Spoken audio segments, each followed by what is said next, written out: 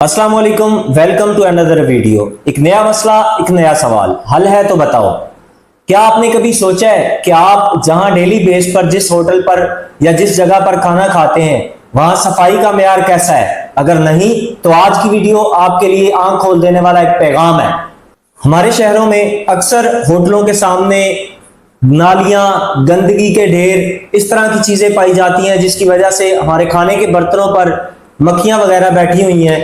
तो ये नजाफत की कमी नहीं बल्कि खुले आम एक खतरनाक दावत है बीमारियों की। टाइफाइड, हेपेटाइटिस और फूड पॉइजनिंग जैसी बीमारियां जो है इसी गंदगी की वजह से फैलती हैं। लेकिन सवाल ये है कि हम कब जागेंगे? जैसा कि आपको पता है कि हमारा आज का टॉपिक जो है खाने वाली अशिया पर पाए जाने वाली गंदगी के बारे में है। तो सबसे पहले हम सवाल करते हैं अपने सर से कि इनकी जिंदगी में जो होटलों पे जाने का एक्सपीरियंस है या इस तरह की खाने वाली अशिया खरीदने का जो एक्सपीरियंस है वो कैसा रहा? अस्सलाम वालेकुम सर। वालेकुम अस्सलाम। कैसे हैं आप? अल्हम्दुलिल्लाह अल्लाह। तो सर नाजरीन को बताएं कि आपका इस हवाले से एक्सपीरियंस कैसा रहा है? इन चीज़ों में भी मेरा एक्सपीरियंस जो है ना, खाली आखिरी ये 2-3 सालों के बारे में यही, पीछे तो बहुत हैं। अभी मैं आपको एक किस्सा आपके साथ शेयर करूंगा। जी।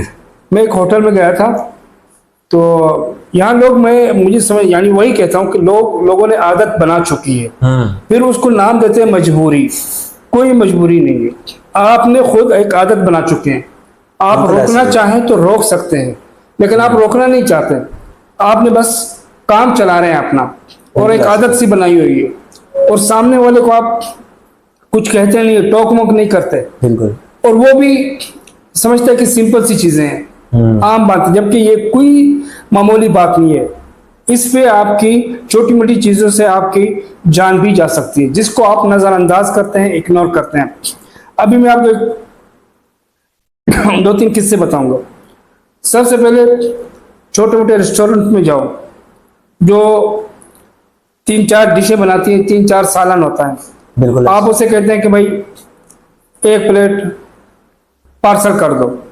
अब जैसे वो पार्सल करने लगता है, वो जो शॉपर होता है, आपको पता है वो शॉपर किस तरह खोलता है, उसको यूं रगड़ के नहीं खोलता है या कोई और तरीका नहीं, उसको यूं ऊपर से हल्का सा खोल के फिर उसमें वो फूंक मारता है। वो ऐसे हल्का सा करते हैं और फिर खोल के फूंक मारता है, फिर सालन डालना शुरू करते हैं। अच्छा, सबसे आपको मैं एक बात बताता हूँ, ये जो फूंकना है शरीयत के हिसाब से ये मकरूह है। बिल्कुल ऐसा ही है।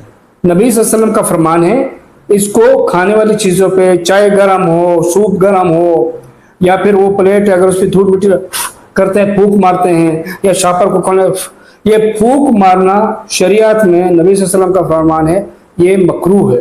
क्यों? अब उसकी वजह है, रीजन हो गया, नबी सल्लल्लाहु अलैहि वसल्लम अगर इसने बताया, अब उसका रीजन ये हो सकता है कि जो आप फूंक मार रहे हैं, जब आप आब हवा सांस लेते हैं ना, तो आपकी सांसें जब लेते हैं तो इसमें जरासीम आपकी बाहर जाती हैं। बिल्कुल। अच्छा, तो आप, वो एक है ना, बात ये है कि जब आप अंदर की तरफ सांस खींचते हैं तो आप ऑक्सीजन इनहेल कर लेते हैं जी, ऑक्सीजन आपकी बॉडी में रह जाता है, और जो कार्बन डाइऑक्साइड होती है जो कि एक खतरनाक गैस है, वो आपके मुंह के जरिए से बाहर निकलता है। अब वही फिर आपने प्लेट में, कॉफी कप में, या फिर शॉपर में आपने उसे वहां ढकेल दिया। अब वो पार्सल लेके बेचारा घर जाके खाएगा, वो और उसके बच्चे। नंबर 1। नंबर 2, उसमें सामने वाला जो फूंक डाल रहा है, अब उसने, वो क्या कहते हैं, वो जो खासतौर पर पठान अपने यहाँ पे डालते हैं इस तरह, यूं निस्वार। अच्छा, आप, मुझे क्या पता आपने निस्वार लेते भी नहीं लेते हैं। अब निस्वार अगर आप लेते हैं फिर उसके बाद आप फूंक मारते हैं, या आप सिगरेट पीते हैं, बिल्कुल, आपके मुंह से सिगरेट की स्मेल और बदबू, वो आप डेली ब्रश ना, वो आप दांत आपने मांजते में नहीं भी मांजते, मुझे नहीं पता आप किस तरह की, आपकी अंदर की सफाई किस तरह की है। इन सब को छोड़ के उसके अलावा आप खुद अंदर से, मुझे क्या पता, अल्लाह वाला, आप दमे की शिकार हो, किसी बीमारी का अल्लाह ना करे शिकार हो, किसी दिल की बीमारी या कोई भी आपको खतरनाक फैलने वाली बीमारी आपके अंदर हो, मुझे क्या पता। आप ऊपर से शापर खोकर उसे फूंक मारते हैं, फिर उस पर आप सालन डालते हैं और उस बेचारे को दे देते हैं, और बेचारा वो चल पड़ता है, घर जाके वो भी खाएगा, उसके बच्चे भी खाएंगे। लेकिन गलती उसी की है, भूख देखने के बाद भी वो ले लेता है, जबकि ये गलत तरीका है।